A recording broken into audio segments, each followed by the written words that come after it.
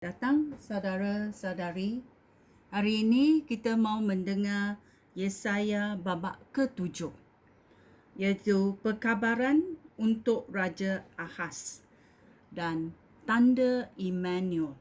Mari kita mendengarnya. Raja Ahaz ialah putera Raja Yotam dan cucu Raja Uzziah. Pada masa Raja Ahaz memerintah Yahuda, peperangan berlaku. Raja Resin, Raja Negeri Syria, dan Raja Pekah, anak Ramalia, iaitu Raja Israel, menyerang Yerusalem, tetapi mereka tidak berjaya menawan kota itu. Apabila Raja Yahuda mendengar bahawa tentera Syria telah berada di kawasan Israel, raja dan rakyatnya sangat ketakutan sehingga mereka gementah seperti pokok digoyangkan angin. Tuhan berfirman kepada Yesaya, "Bawalah anak kamu, Syai-Yashub, dan pergilah menghadap Raja Ahaz. Engkau akan menemuinya di jalan tempat pembuat kain bekerja, di hujung parit yang menyalurkan air dari kolam yang di sebelah atas. Suruhlah dia berwaspada dan tenang. Dia tidak usah takut ataupun gelisah. Kemukaan Raja Resin dan orang Syria serta Raja Pekah tidak lebih bahaya daripada asap dua puntung kayu api. Syria telah berkomplot dengan Israel dan rajanya. Mereka hendak menyerang Yahuda dan menakut-nakutkan penduduknya supaya berpihak kepada mereka, lalu melantik anak lelaki Tabil menjadi raja. Tetapi aku, Tuhan, berfirman bahawa perkara ini sekali-sekali tidak akan berlaku, kerana Syria tidak lebih kuat daripada Damsyik, ibu kotanya, dan Damsyik pula tidak lebih kuat daripada Raja Resin. Sedangkan dalam masa 65 tahun, Israel akan berpecah belah sehingga tidak dapat bertahan sebagai satu bangsa. Israel tidak lebih kuat daripada Samaria, ibu kotanya, dan Samaria pun tidak lebih kuat daripada Raja Pekah. Jika kamu tidak sungguh-sungguh percaya kepada aku, pasti kamu akan jatuh."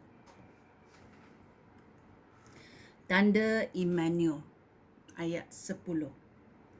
Tuhan menyampaikan satu lagi perkabaran kepada Raja Ahaz. "Mintalah supaya Tuhan Allah kamu memberikan satu tanda kepada kamu, sama ada dari dunia orang mati di bawah atau dari langit di atas."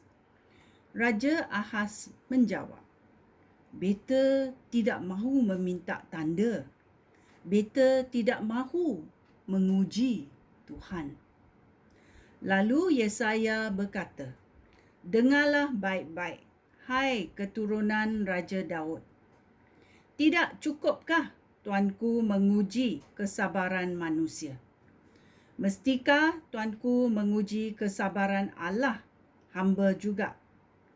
Baiklah, Tuhan sendiri akan memberikan tanda kepada Tuanku.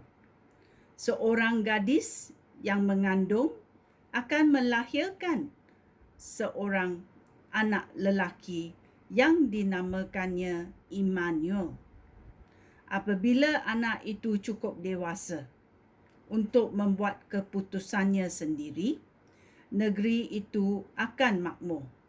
Bahkan sebelum masa itu tiba, negeri kedua-dua orang raja yang Tuanku takuti akan ditinggalkan kosong. Tuhan akan mendatangkan Raja Asyur.